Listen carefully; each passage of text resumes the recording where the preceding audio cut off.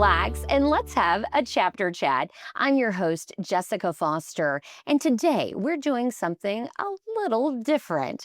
I have Laura Roesch. She is the executive director of the Bay County Public Library Foundation, and we want to talk about literacy. Laura, this is something you are so passionate about. I am indeed, and as is the Library Foundation. Here on our local level is something that we can really have an immediate impact on, and are working hard to make a difference with literacy and our children in the community.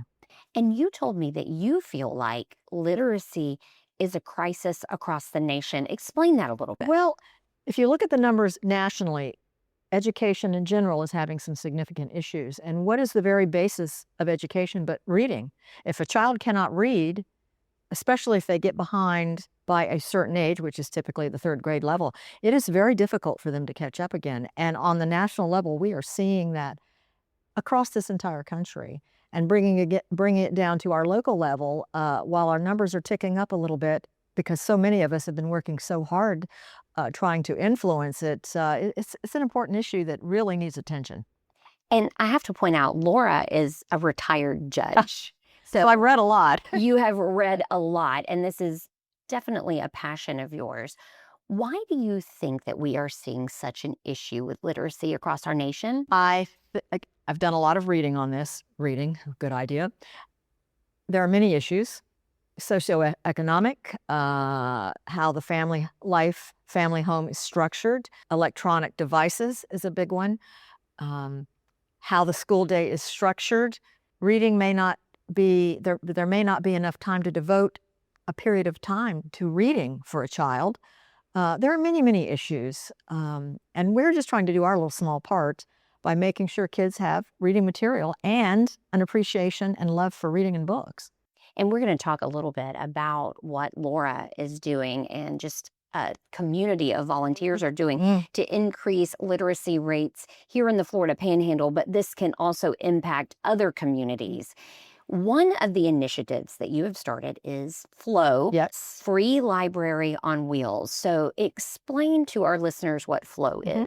And it's not me, it's our foundation. After Hurricane Michael, which was a devastating Cat 5 hurricane that devastated our part of the Panhandle, a month or two after that devastation, we had a board meeting. We looked around at each other and we said, we need to do something that really makes a difference. Otherwise, why are we here?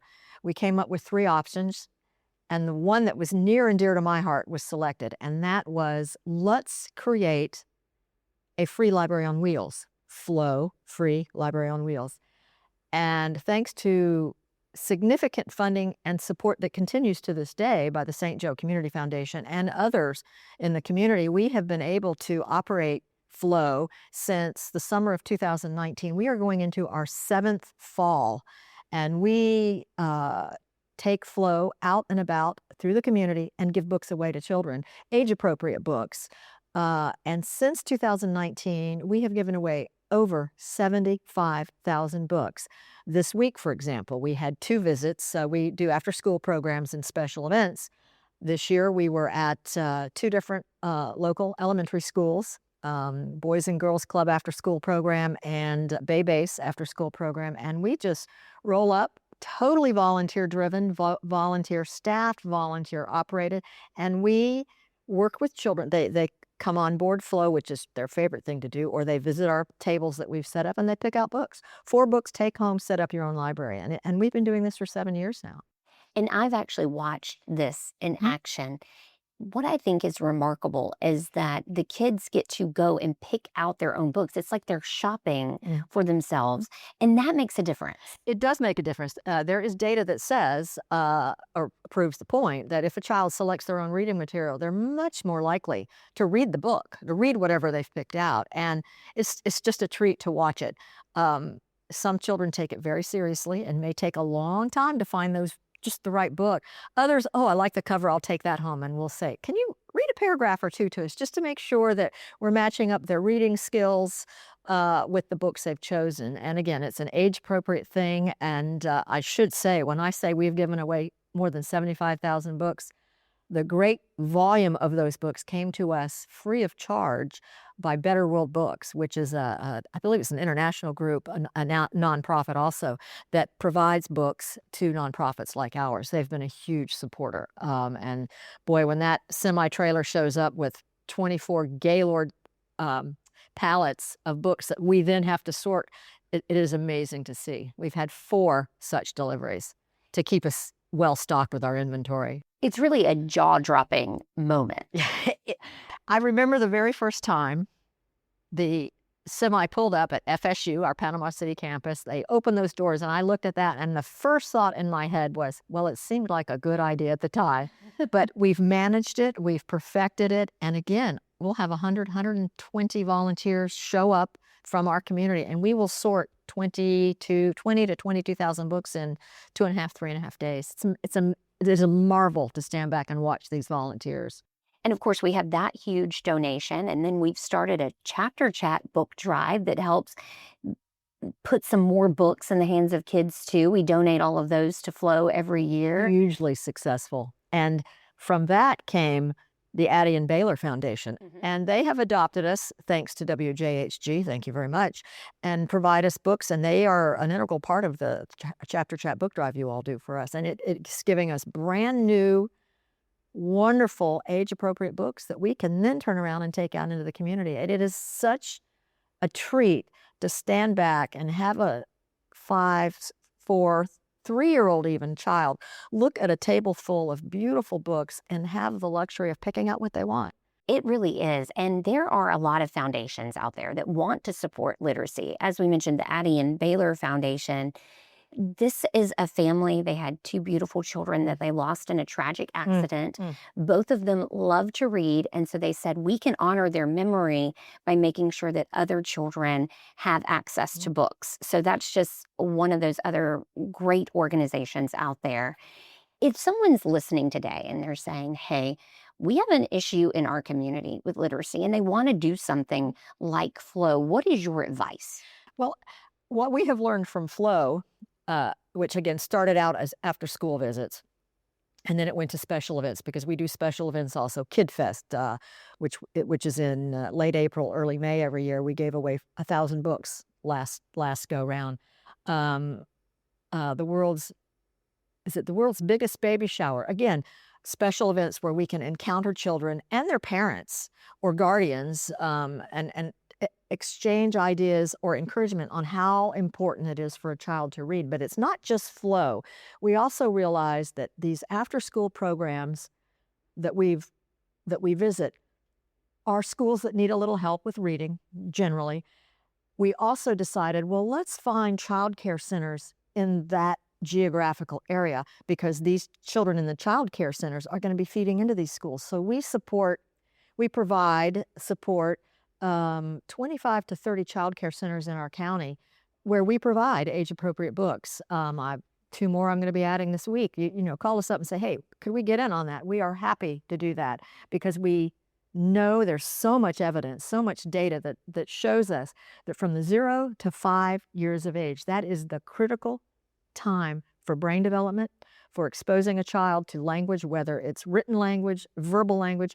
Obviously, a 2, 3, 4-year-old cannot read, but the parent can, hopefully. If the parent can, perhaps we can help with that. We have little free libraries throughout the community. And again, we have such a good inventory that we are able to keep these stocked. We also provide books, again, thanks to the gracious kindness of our supporters like St. Joe and Better World Books.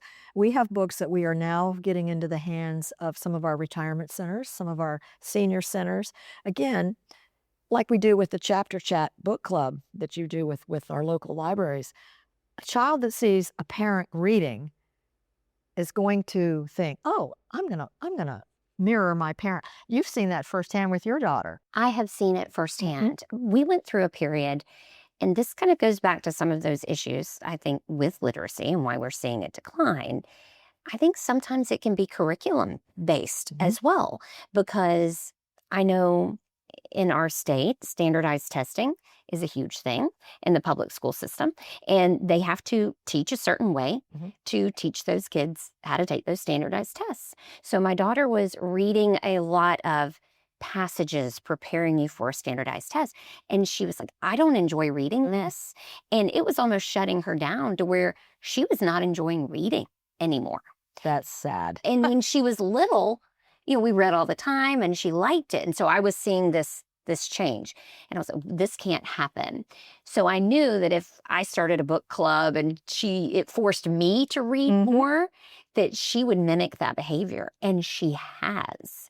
And I know I'll get in the bed and I'll read, and she'll be like, can I snuggle with you for a minute? And she'll read her book, and I'll read my book before it's time for her to go to her bed and go to sleep. And so it's almost creating this habit in our household. And I've realized that she's loving reading again. That's terrific. But it's reading what she likes. Which is okay. And that will change over time as her reading skills and her interests change over time. But having books available, and for her to even recognize that, oh, I'm going to do what mom does or dad does or my brother or my sister, it's modeling that will have such a positive impact across the child's entire life. It really will. Another thing that you mentioned earlier, electronic devices. I know, like I read some on an electronic device, but there is nothing like having a book in your hand with the paper and having to flip the pages. You are preaching to the choir here. I feel the same way. And again, it is, as I mentioned, we are completely volunteer driven. And one of the comments we always get from our volunteers is the surprise and the pleasure of seeing a child engage with a real book as opposed to a device. And I'm always taking pictures for our social media, and I'm always looking for pictures of kids looking at books together. And it's just a marvel to watch it. And we are trying to convince some of these kids that we see month after month, year after year, how about starting your own book club? Because there aren't enough Dogman books to go around.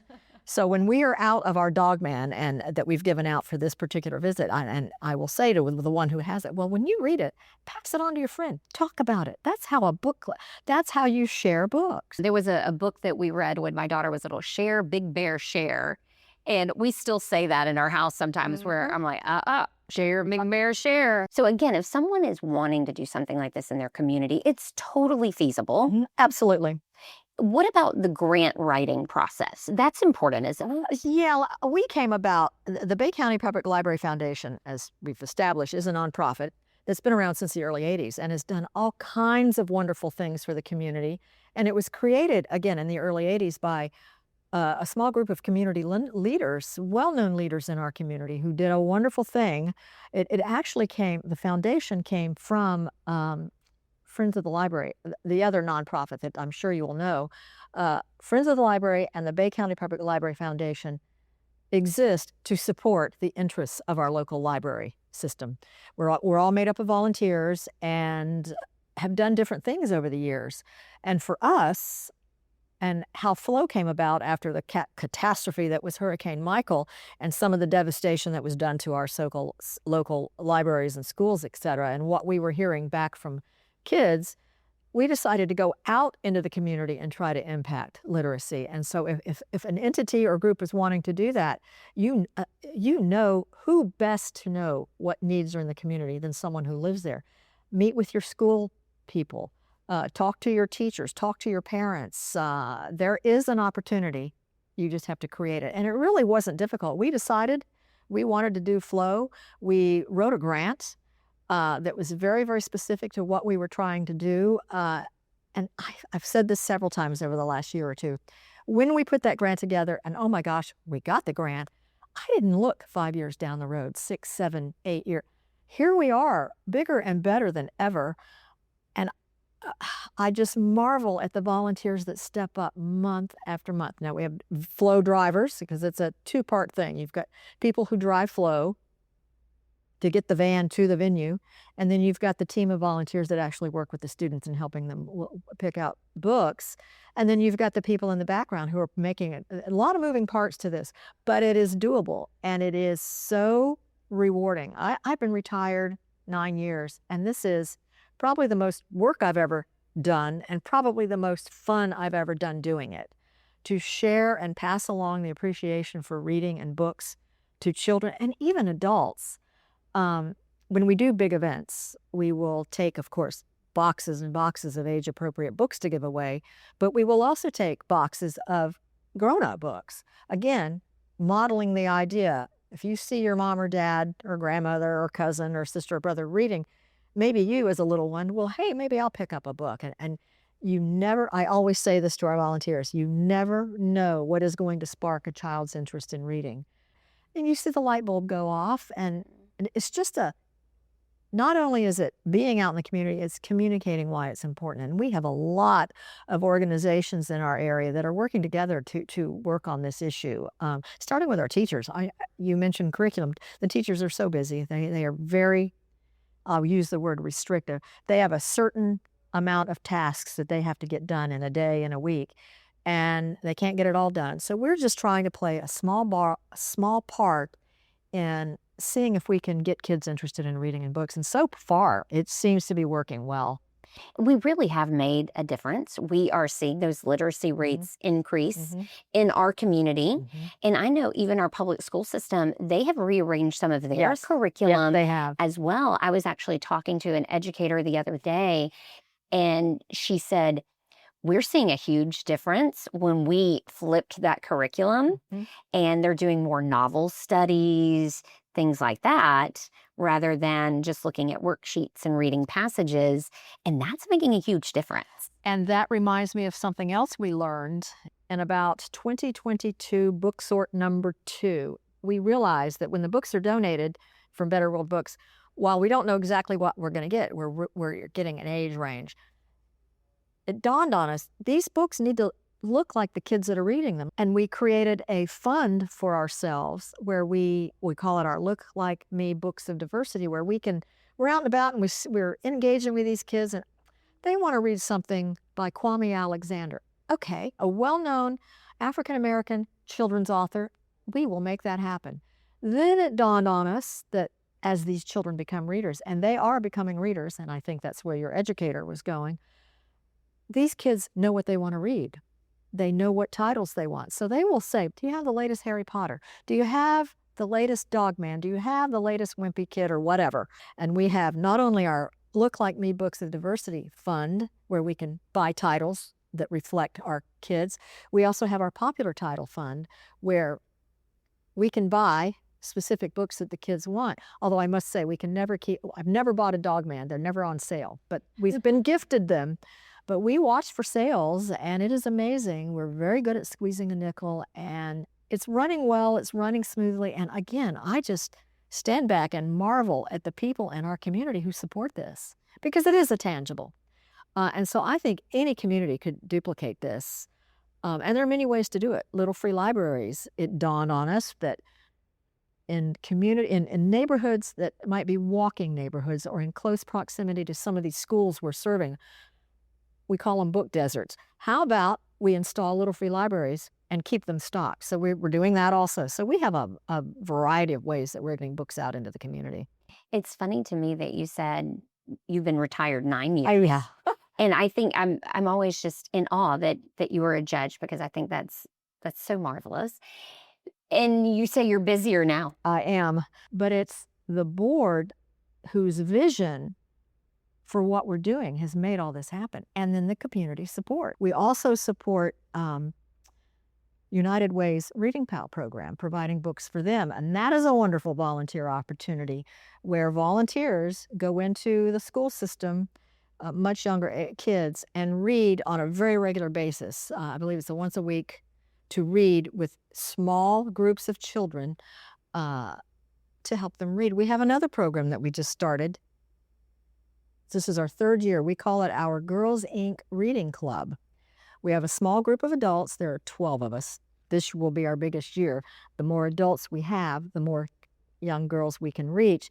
And our plan there, we go in and have 1 or 2 girls per adult, where we work one-on-one, one-on-one or two, gosh goodness, and help these young girls learn to read. And it is, again, amazing. I won't forget the very first year. They were shy. They were weren't sure what we were doing. The end of the first year was great. The end of the second year, we start the program every Monday afternoon at 3 o'clock. We spend the first 10 minutes, one of us reads a book.